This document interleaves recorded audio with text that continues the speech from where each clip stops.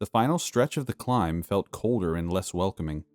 The staircase narrowed as it rose, the carved stone worn uneven by time and buried in places beneath wind-packed snow that shifted dangerously underfoot. The air had thinned with the elevation, each breath sharper, colder, pulling deeper into the lungs with a bite that lingered. By the time the path leveled, the group felt the weight of the climb and the structure looming over them all at once. The outer walls of Castle Drumhold stood broken but not fallen, their framing still forming a loose perimeter around the space, though larger sections had collapsed inward under the weight of time and mountain pressure. Jagged edges of stone jutted out where towers had once connected, and the remnants that remained stood frozen in place, bound by ice and packed rock. Snow drifted freely through the open spaces above, falling not in clean lines but in swirling patterns that slipped through shattered roofs and broken archways before settling unevenly across the courtyard floor. What had once been a place of stonework and order was now layered in white and ruin, the ground beneath hidden in patches where ice and debris had fused together. Jackson broke the silence with a wheeze, his voice quieter than usual as he glanced around, taking in the fractured skyline of broken towers. "Well, it's charming," he muttered, though the humor didn't quite land the way he intended. The wind moved through the courtyard with a snarl, threading through the exposed architecture and dragging sound with it as it went. Low, drawn-out tones echoed back into the open space, rising and falling in uneven intervals, like a distant, broken instrument being played by something without rhythm. Dorian's eyes tracked along the structure as he stepped further into the courtyard, his gaze catching on the fractured edges of stone and the faint etchings that still clung to some of the surfaces. This place was an incredible feat of architecture and ingenuity at one time, he said quietly, more to himself than anyone else. Ornate, but purposeful. Impressive. Sabert grunted to himself and looked around as he stepped forward into the courtyard. He stopped in the middle and slowly reached for his sword as he took in the entrance of the castle. On either side of the giant cracked stone doors stood two enormous gargoyles.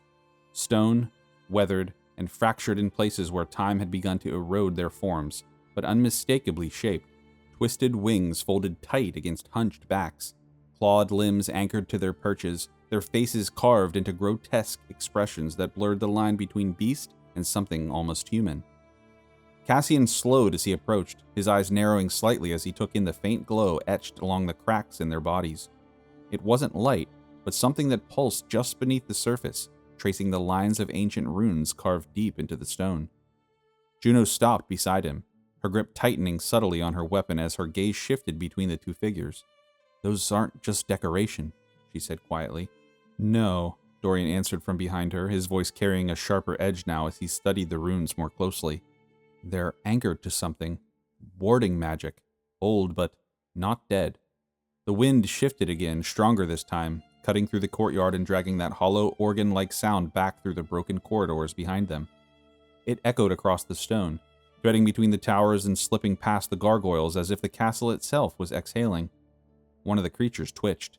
The motion was subtle, a shift in weight, a minute adjustment of stone against stone, but it was not the movement of something lifeless. Jackson leaned in slightly, his voice dropping. "Yeah, I don't like that."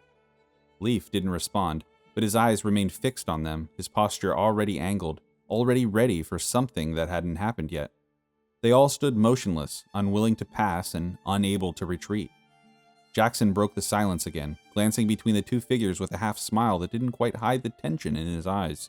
"So," he said, rolling his shoulders as if shaking off the cold and the unease at the same time, "we gonna knock, or just assume the homeowners are expecting company?" Dion snorted quietly. "Dion thinks we should knock. And then run. Ding, Dion, dash." He let out a hearty laugh at himself. "Nice," Jackson giggled. Juno rolled her eyes, still holding on to last night's animosity. Cassian took a step forward and turned to the group. "We are not standing out here in the cold," he said, his voice steady despite the fatigue that still clung to him. "If these things want to stop us, let's get to it then." They glanced at each other and moved forward in unison. The gargoyles didn't move as they crossed the threshold, each breathing a sigh of relief to avoid yet another confrontation.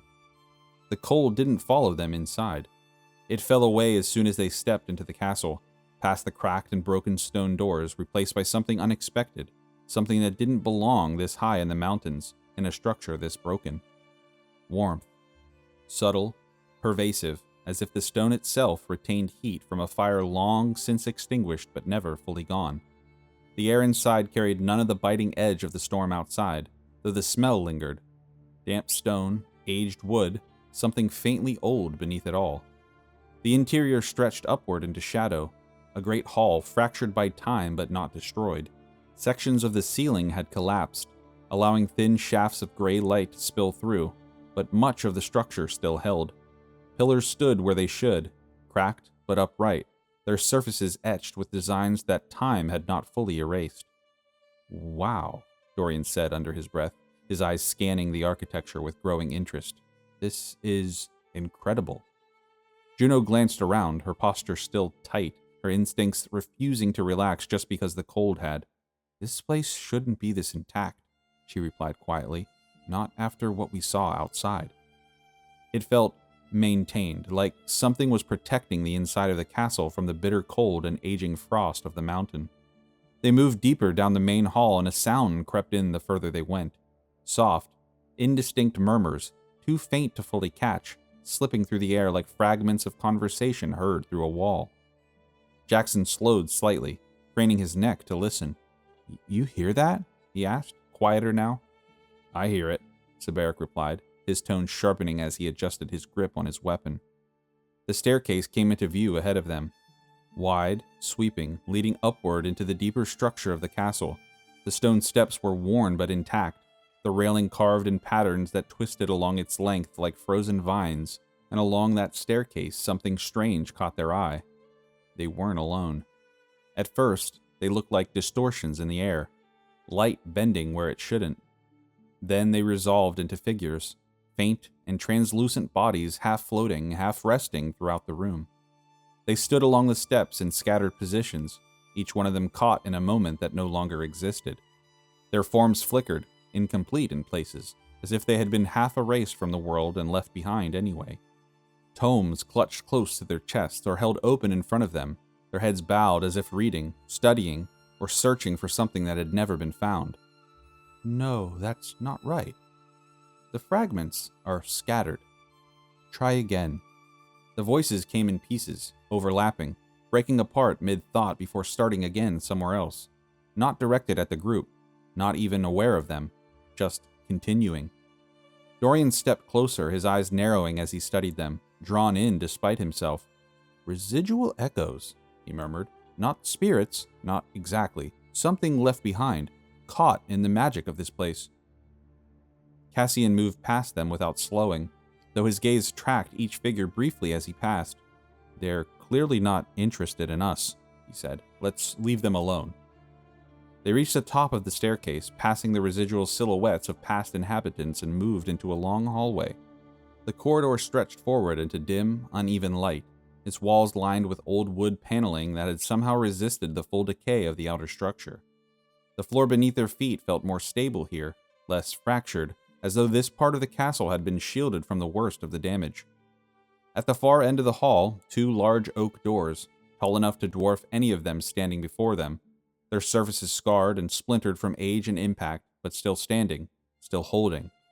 The wood had darkened over time, the grain warped and cracked, yet something about them remained unyielding. A faint glow seeped through the thin gaps between the boards, subtle but undeniable, warm light flickering just enough to suggest movement beyond, as though lanterns still burned on the other side. Cassian glanced once over his shoulder, then back to the group. "If Xavier's journal is here," he said, keeping his voice low, "it won't be sitting in plain sight. This place was built to protect things like that. Hidden chambers, warded vaults, something deeper than this." Dorian nodded immediately, his eyes already scanning the structure of the hallway, the walls, and the seams in the stone. "Agreed. A central archive typically wouldn't be enough. Since this was dwarven built, it'll be layered. Redundancies, false locations." "So we're looking for a secret inside a secret," Jackson muttered, rubbing a hand along the back of his neck. "Good thing we're great with puzzles." "Better than not knowing where to start," Juno replied, though her attention kept drifting back to the doors, to the light beyond them. "If there's anywhere in this place that still holds knowledge, it's through there." Gabriel shifted beside her, just slightly. At first, No one noticed. He had been quiet since they entered the castle, more withdrawn than usual, but not enough to raise alarm. Then his hand slipped from his side, and he staggered. Cassian turned at the sound, just in time to see Gabriel's knees give out beneath him. He didn't collapse cleanly. His body twisted as it went, like something inside him had seized control for a moment before letting go. "Gabriel!" Cassian stepped forward, catching him before he hit the ground fully. Juno was already moving, dropping to one knee beside him as she reached for his shoulder. Hey, stay with us." Her voice sharp now, cutting through the tension as she tried to steady him. Gabriel's eyes were open but unfocused. His breath came in ragged, uneven pulls, his chest barely rising as something beneath his skin began to show. The thin, darkened veins spreading faintly along his neck, creeping outward in slow, deliberate lines.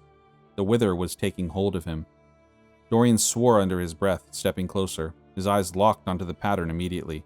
"It's progressing," he said, his voice tight, controlled, but strained at the edges. "Faster than before." "We knew it would," Saberic replied, though there was no comfort in the words. "We just didn't think it would be this fast."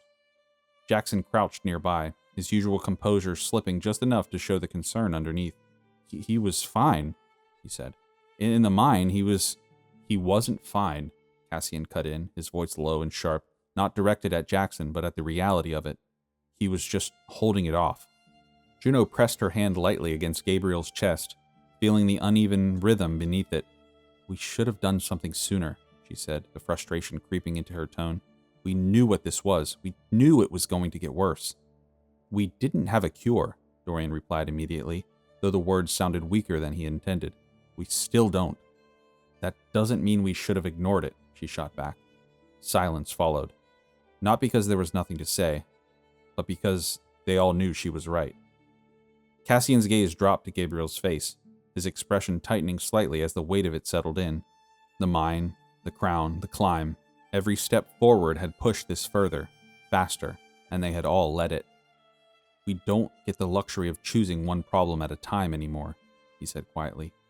Dion stepped forward without a word, crouching down and sliding one arm beneath Gabriel's shoulders, lifting him carefully but easily as he brought him up against his chest. "Dion will carry," he said simply, his tone steady despite the tension around them. Gabriel didn't resist. He just hung there, breathing shallow, his body growing colder against Dion's grip. Cassian turned back to the doors. "In here," he said.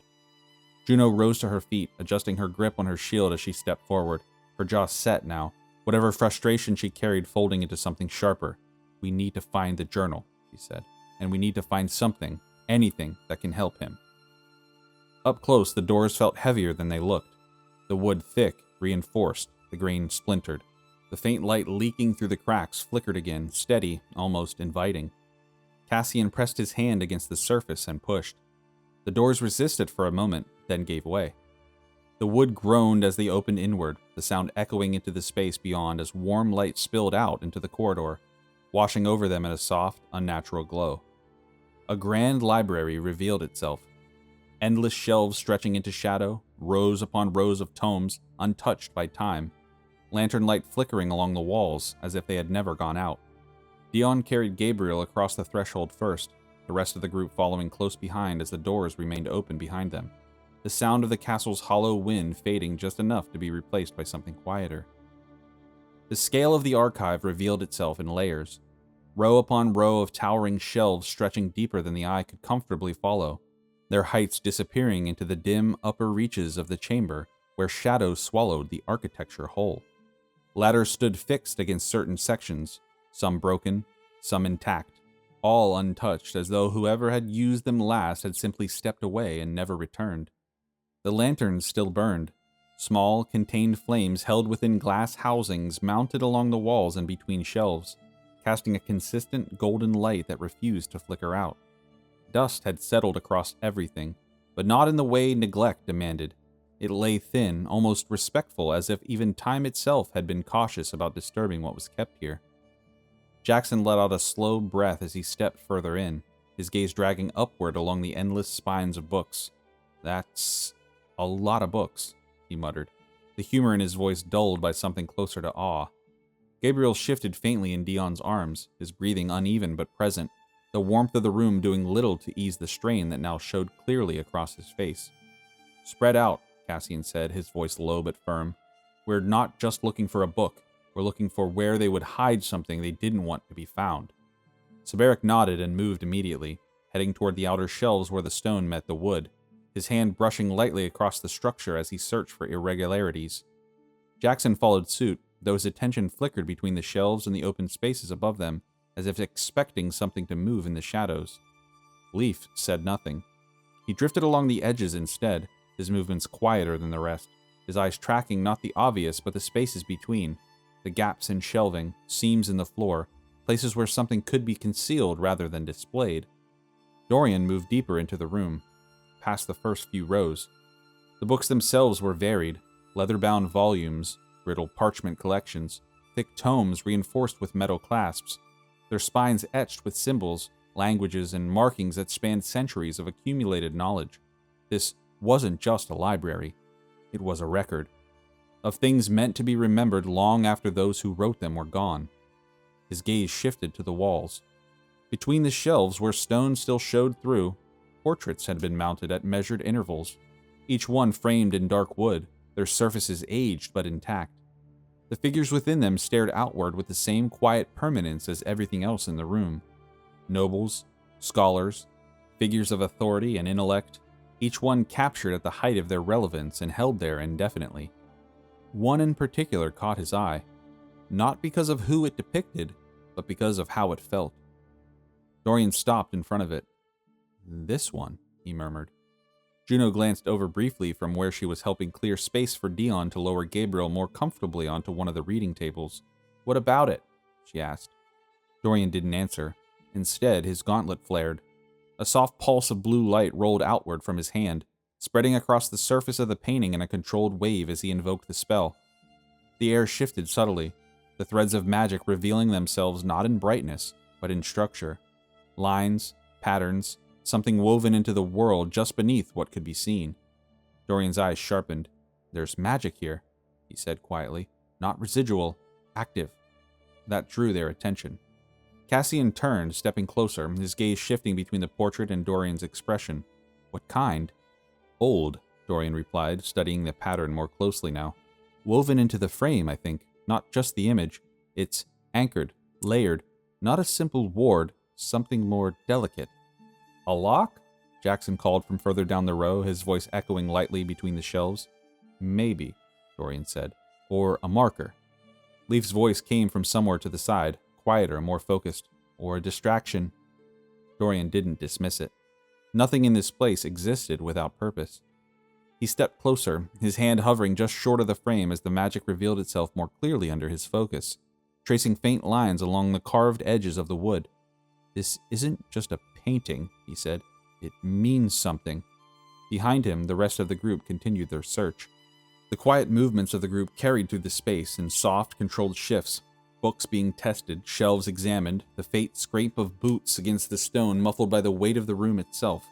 Even the lantern light seemed to hold steady, as if unwilling to flicker in the presence of whatever had been preserved here. Dorian remained fixed on the portrait.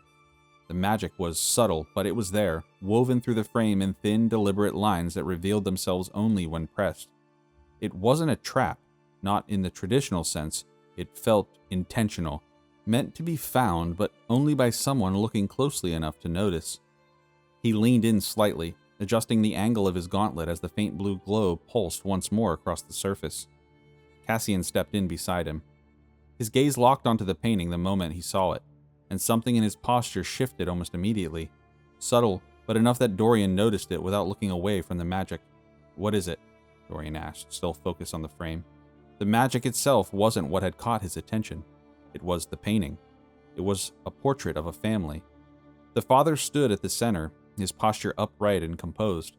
His expression was calm, the kind of control that came from someone used to being obeyed without raising their voice. Beside him, the mother, elegant and poised, her presence softer but no less commanding, her hand resting gently at her side as she looked forward with a quiet, knowing gaze. And between them were two boys. The older stood closer to the father, his posture already mirroring that same rigid composure. His expression sharpened beyond his years, as though expectation had already begun to shape him into something defined. The younger stood slightly apart, not distant, just different. There was something in the way he held himself, something less restrained, less controlled, his expression not quite fitting the stillness of the rest of them. Cassian's brow tightened slightly as he studied it, something just beneath recognition pressing at the edges of his thoughts. Something about them is so strangely familiar, he said quietly. Dorian didn't argue. There's a layer behind it, not visible, but it's there. A false backing, maybe? Cassian's eyes didn't leave the painting. Then we take it down and look. Behind them, Gabriel coughed. The sound cut through the room harder than anything else had. Juno turned immediately, dropping to his side again as his body tensed against the surface he had been laid on, his breath hitching as the wither pulled tighter beneath his skin. The faint dark lines had spread further now, branching outward in thin, invasive patterns that did not belong to anything living. Easy, easy, she murmured, one hand steadying him as he struggled for breath that didn't come. We're running out of time, Jackson said under his breath, his usual tone gone entirely now. It seems like we already ran out, Severick replied quietly. Dion stood close, unmoving, his eyes shifting between Gabriel and the others, waiting for something, anything to change the direction they were heading. Cassian reached forward and his hands closed around the edge of the frame, testing it once before applying pressure. It didn't give at first.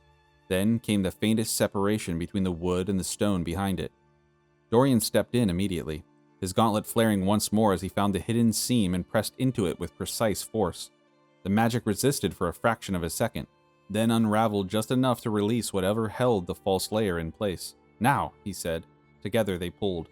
The portrait lifted from the wall with a dull, heavy sound, the seal breaking as the frame came free, revealing the space behind it. A hidden panel. The group closed in instinctively, the focus of the room shifting entirely to the space now exposed. The search narrowing from endless shelves to something far more precise. The hidden space was smaller than expected. Not a chamber, not a mechanism, just a hollow, carved with intention. Set into the stone behind the portrait, the indentation held a single object, placed with care and left undisturbed for what must have been decades or centuries even. The stone around it bore no dust, no creeping rot, no sign of intrusion. Whatever protected this place had done its job perfectly. At the center of that space rested a folded letter. Thick parchment, edges still firm, the surface unmarred by time. A dark wax seal held it closed, pressed cleanly with the unmistakable crest of House Drumhold, a two-sided hammer.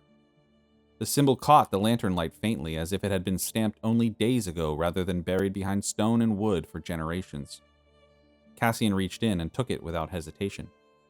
The parchment carried weight, and the seal broke with a sharp crack that echoed too loudly in the quiet library, drawing the group closer without a word. He unfolded it. Cassian's eyes moved across the first few sentences, steady at first, taking in the content silently. Then, something shifted. It wasn't dramatic. There was no sudden movement, no outward reaction, just a pause. His gaze slowed. He retraced the words as if he had read them incorrectly the first time. The breath he pulled in caught somewhere halfway, his chest tightening as if the air itself had thickened around him. His hand adjusted unconsciously on the page, gripping the parchment just a little tighter as his eyes moved further down. It crinkled in his grasp. Juno noticed the change immediately. She stepped in closer, her voice low but edged. "Cassian?" He didn't respond. The words in front of him seemed to pull at something deeper than thought, as if what he was reading refused to settle into something that made sense. His footing shifted. The edge of his boot slipped slightly against the stone, and his shoulder caught against the wall behind him to steady himself. The letter dipped in his hand as his balance faltered just long enough to break his hold on it. Dorian moved the instant it slipped. He caught the parchment before it could fall, his eyes already dropping to the page as Cassian pushed himself upright again, forcing control back into his posture. "What did you see?" Dorian asked, not looking up yet. Cassian didn't answer. Juno kept a hand near him, not holding but ready, her attention split now between him and Gabriel, whose breathing had grown thinner, quieter against the table behind them. The room felt tighter with each passing second, the pressure of time no longer abstract but immediate. Dorian began to read. His expression didn't change at first. His eyes moved steadily, absorbing the structure, the intent, and the tone behind the writing. Then, gradually, the pace slowed. His brow drew in slightly, not in confusion, but in recognition of something that did not belong. Jackson stepped closer, his voice quieter than usual, stripped of any attempt at humor. Say something. Dorian steadied the letter in his hands, the parchment held carefully between his fingers as the group gathered closer around him. The library seemed to quiet further, as if even the endless rows of books and the lingering presence within the castle had drawn back to listen. He began to read. The Exile of Lucerys Morningstar, recorded by the librarians of Castle Drumhold, Year of the Crimson Sun, 1479. Lucerys Morningstar was born the second son of Lord Malachi and Lady Seraphine Morningstar. Though his elder brother, Sir Eldric, was raised for steel and knighthood, Lucerys was tutored for wisdom. The Morningstar house prized knowledge as much as arms, and it was thought the boy might rise to the seat of a great scholar or priest. Lucerys was quick of mind and sharper still of tongue. He walked always with books in hand and questioned even his tutors until they could provide no answers. Where others knelt before the mysteries of death, Lucerys demanded to know its workings. He asked where souls traveled, what power lingered in bones, and why the flame of life could not be rekindled once snuffed. In his youth, he was permitted to study within the libraries of Castle Drumhold. There, amid dust and relic, Lucerys uncovered fragments of forbidden scripture, rites meant to pierce the veil and call to the dead. First came whispers of grave robbing, then rumors of ritual cuts upon his arms and the feeding of blood to the earth. He was seen lingering among the tombs, his caretakers heard chanting at night, and found him sketching sigils of black design upon parchment that smelled of ash. When brought before his father, Lord Malachi, and the assembled kin of the Morningstar, Lucerys was offered a chance to repent. Instead, he cursed them for blindness, proclaiming that knowledge of eternity was worth more than the fleeting honor of their name. Thus, was Lucerys Morningstar excommunicated and cast from the house. His name was stricken from record, his likeness removed from tapestries, his place at the hearth burned clean. Sir Eldric took the family oath to become the spear against shadow, swearing that the stain of his brother's heresy would be hunted until the line was clean. Cast into exile, Lucerys shed his given name. In hidden crypts and broken catacombs, he called to powers that lingered in the veil. He fed upon blood not his own, first in right, then in hunger. His eyes darkened, his flesh grew pale, and his heart slowed until it beat no more. Thus did Lucerys Morningstar die, and the creature Xavier rise. He named himself anew, claiming the blood of the Morningstar was ash to him, and that he was reborn of fire, rage, and eternity. The newly immortal Xavier found no peace in his unlife. To endure was not enough. To rule was his desire. Yet he feared destruction, for he saw that even creatures of the night could be slain. In his journal, of which we, the librarians of Drumhold, dared to pore endlessly over, he wrote that the soul was not one flame, but many sparks. Each spark a hunger, a piece of the very essence of the soul, each a vessel. He began the work of forging masks, each to hold a shard of his essence. The first was wrath, hammered in the forges beneath the mountain, quenched in blood. It is said that when he created it, the very stone trembled, and the mountain shook above him. The others he swore to make, each a face of sin given form. In them, he would become indestructible, for though one vessel might break, the whole would endure. Thus it is recorded, Lucerys, son of Malachi and Seraphine, brother of Eldric, heir to the Morningstar name, cast away his name and his blood. He became Xavier, the Undying, the enemy of church and crown alike. His heresy birthed a crusade, for the Morningstars turned their shame into an oath, to hunt that which lurks in the shadow, to burn which defies the flame. Yet even now his writings whisper from the dust. The masks remain, scattered or hidden, waiting for hands strong or foolish enough to bear them. And should they gather once more, so too may Xavier's voice be heard in full, and his fury unbound.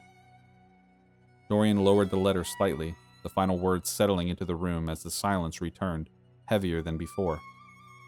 The library seemed to hold its breath with them, the quiet pressing in from every direction as the truth settled into something heavier than shock. Pieces that had never quite fit now locking into place whether they wanted them to or not. Juno was the first to speak, though her voice came quieter than usual, stripped of its certainty.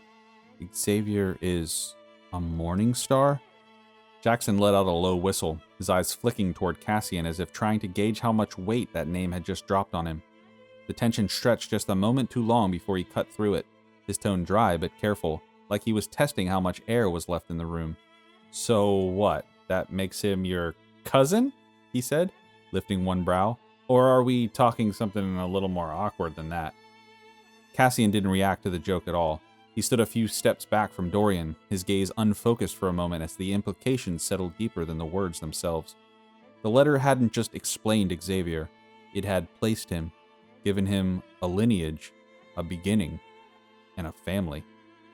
Cassian's jaw tightened slightly, his hand closing unconsciously at his side as the realization anchored itself where it couldn't be ignored anymore. Morning Star. Not a title, not a coincidence. Blood. He let out a slow breath, steadying himself, though the weight of it didn't shift.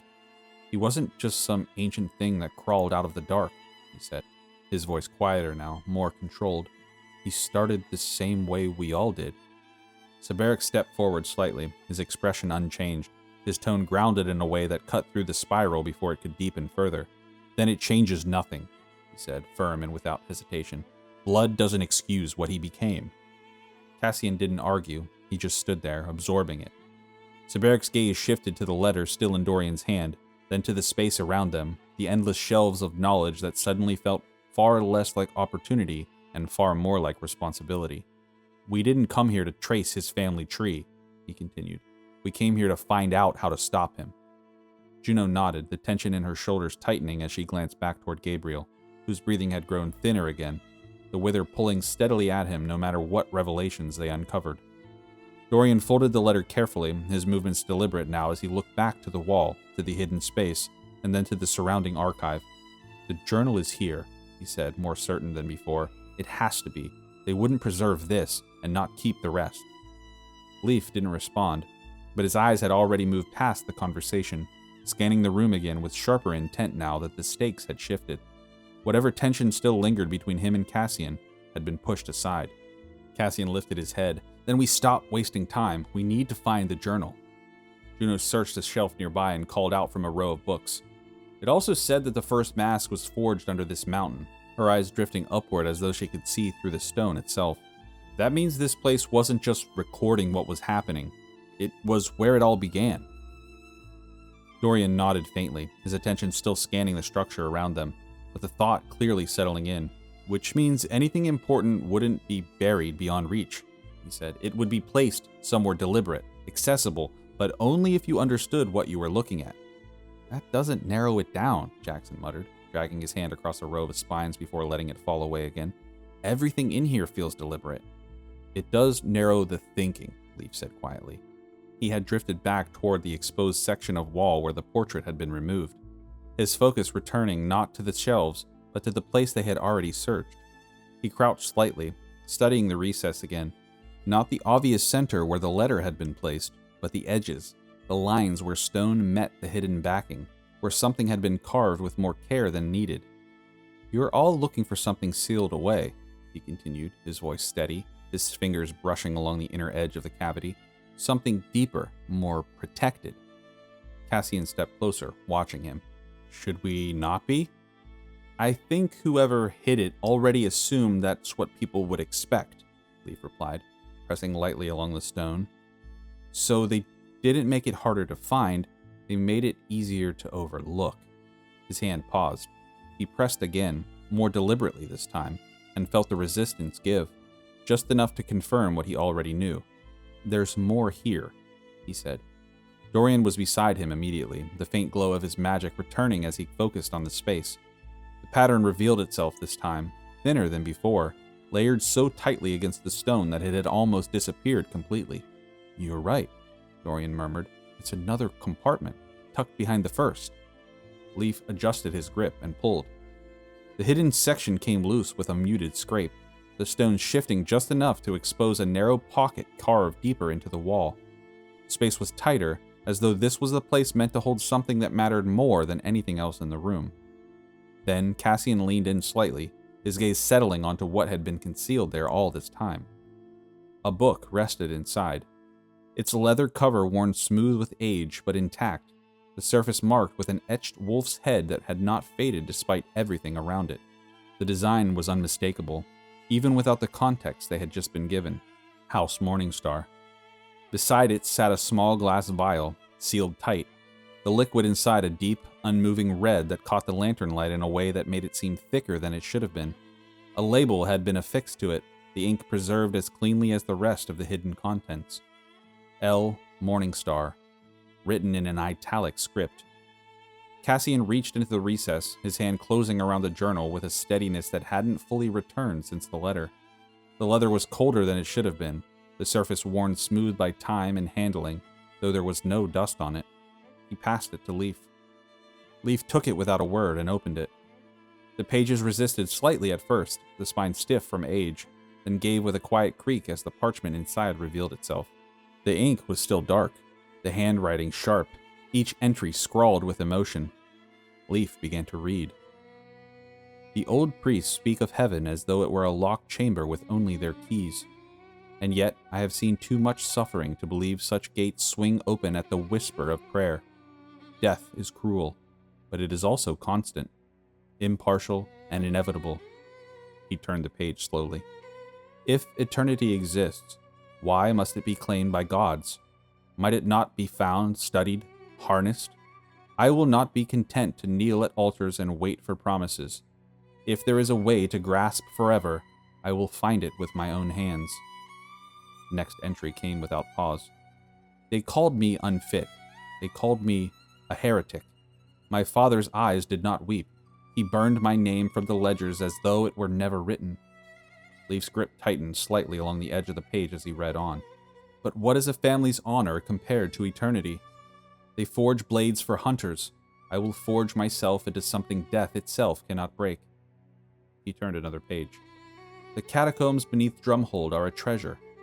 Bones, endless bones, testaments to lives forgotten. I have bled them, burned them, prayed over them, broken them to ash, but still they yield whispers. There is power here, not divine, not holy, something older. The flesh rots, but the essence lingers. Why should I surrender mine to the grave when I might bind it to will? The room felt tighter. Leaf kept going. Tonight, I fed on blood not my own, not in hunger, but in ritual. The warmth, the pulse, the life, it burned on my tongue like fire in wine. I felt my body shudder, as though remembering something it had always known but forgotten. They call it vampirism, but I call it clarity. The boundary between life and death is not a wall, but a door. The trick is not to wait for it to open, but to carve a key. He flipped a page again. It is life in its purest form, warmth, fire, power. The morning stars feared such truth, feared what it would reveal about their fragility. I have shed their name, I need it no longer. The entries were becoming more erratic, the handwriting more scribbled than written. I cannot sleep, I do not need to. The sun sickens me now, yet the night fills me with vigor. I see faces in every shadow, hear voices in the silence. Not hallucinations, but truths the living cannot bear. My heart beats slower, yet my mind races. Every scripture is a lie. The priests would brand me heretic, but they are children praying to a god that doesn't hear them or care. I have become something greater. Leaf's voice remained steady, though something in the words began to shift the air around them. I see them now, my kin, so desperate to cleanse the stain of me that they hunt in the shadows. Demon hunters, they style themselves. Their oath was born of my exile. In trying to erase me, they ensured my name will never die. He turned the page again. The words almost scrambled, angry, leaping off the parchment. I see the world drowning, the living choking on fear, the dead clawing for release. There must be order, a balance between the hunger of death and the defiance of life.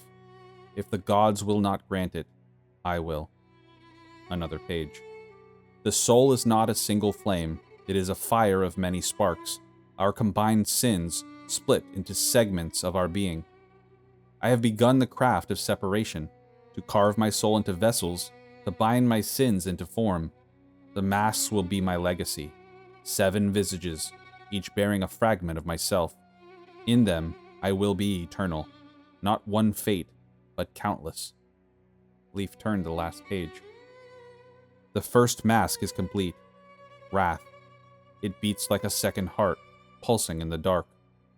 I will make the others. I will bind them to creatures, and I will bring order and peace to this broken and cruel world. This is all that matters. When the seven stand together, they will not be mere masks, but mirrors of eternity. Leaf's voice lowered slightly as he reached the final line.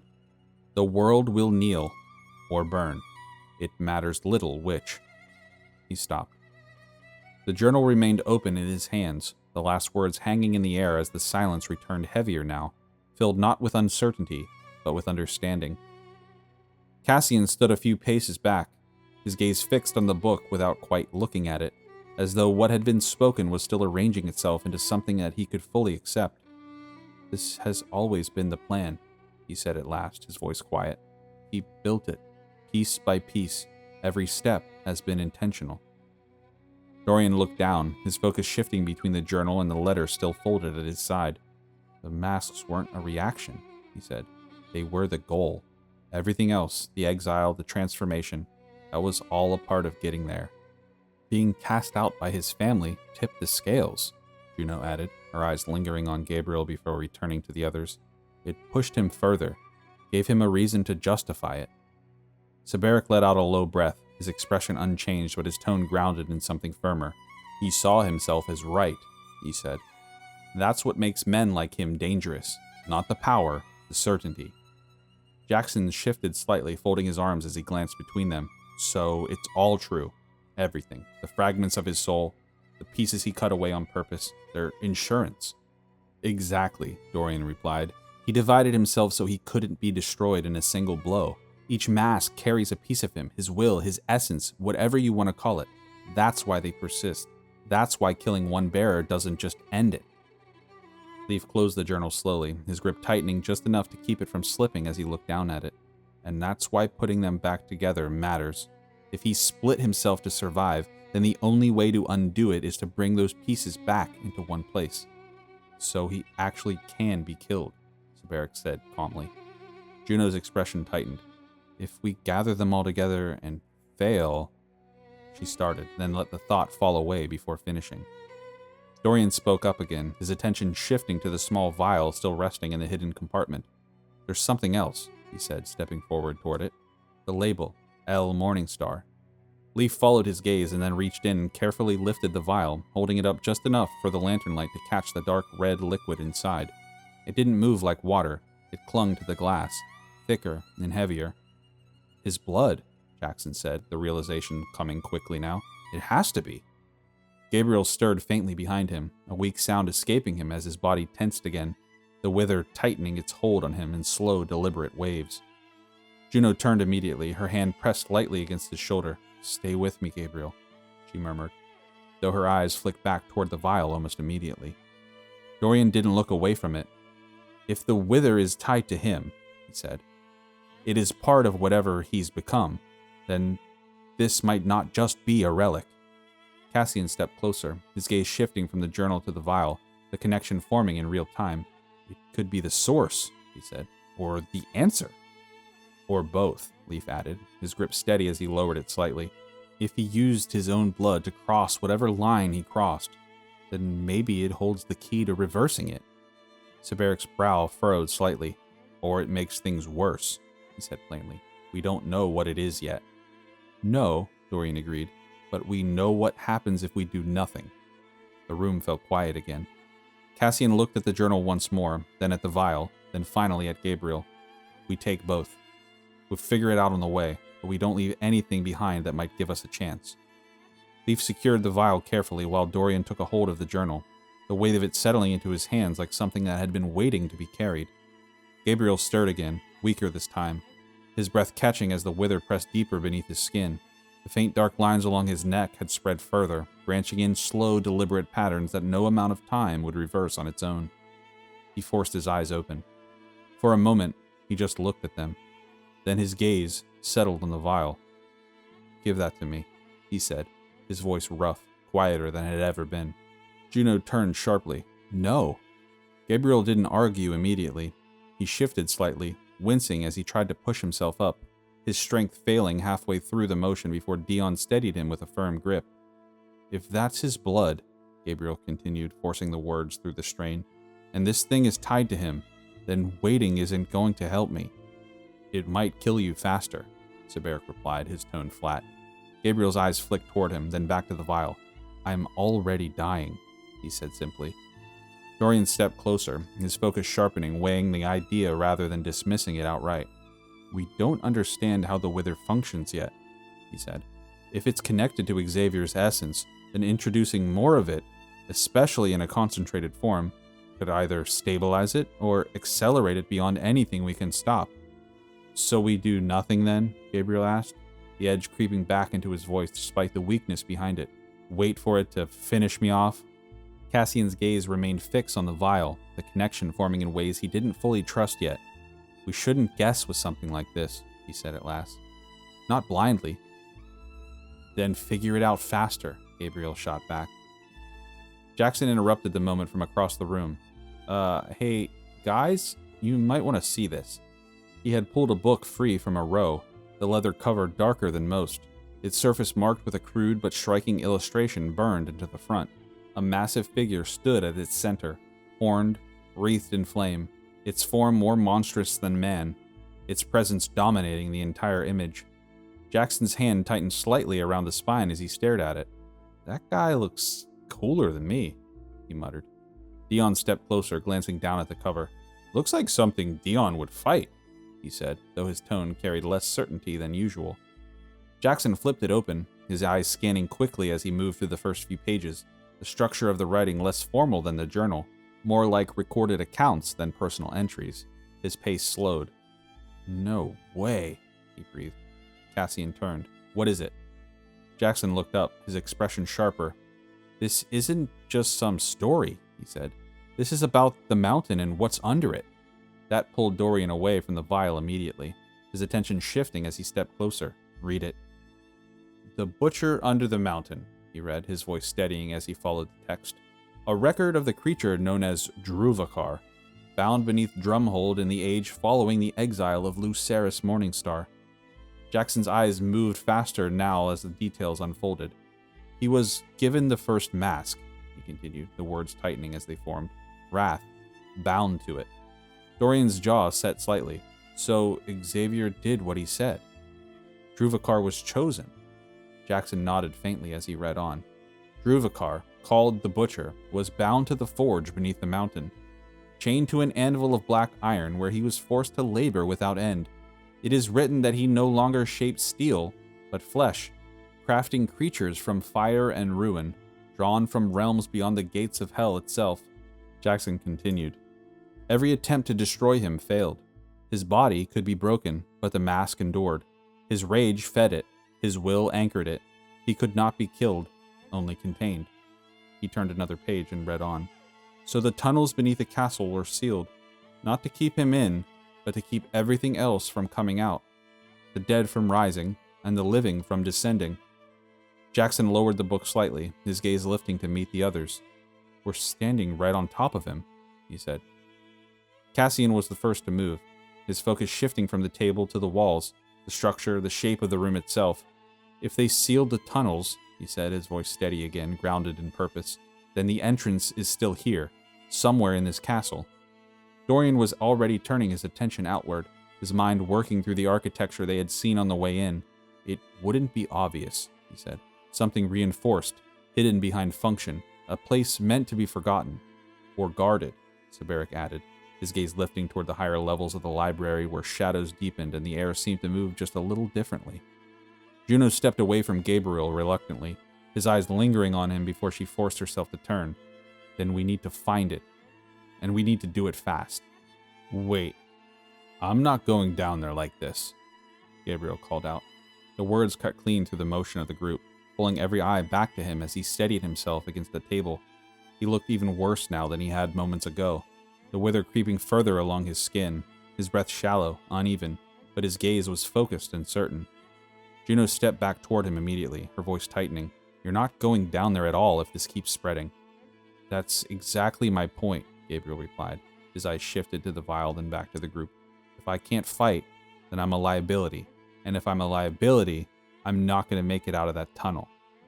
Saberic crossed his arms, his expression firm. You think drinking that is going to fix you? Gabriel didn't hesitate. I think it's the only thing that we have that might. If that really is Lucerys' blood, and he was able to do all of this, split his soul, create an imbalance of life and death, start a literal disease, then it's not just power, it's a key. His voice tightened slightly, something deeper inside pushing through. And if it works, if it actually works, then I know what I need to do to save Stella. Cassian's gaze shifted slightly at that, but he didn't interrupt. Gabriel held his ground. I need to know if this is the way. Now. Not later. Not after all this time we've lost. Now. Juno shook her head, already stepping closer again. You don't know what it will do to you. I don't need to, he answered. We just need to try. The room held for a moment longer. Then Cassian gave a small, reluctant nod.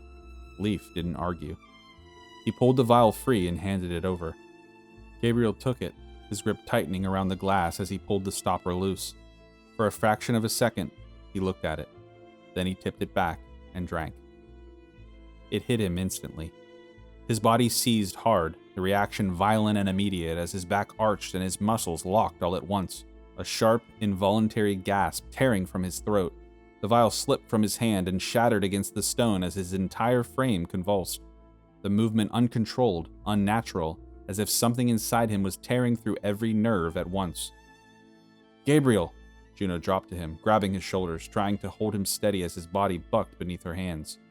His eyes snapped open. They were black. Completely. The convulsions grew worse, sharper, more violent, then stopped just as suddenly as they had begun. His body went limp. The strength left him all at once as he collapsed fully into Juno's grip, his head falling forward, his breath gone quiet. Juno let out a quiet sob and looked at the rest of the party. Oh no,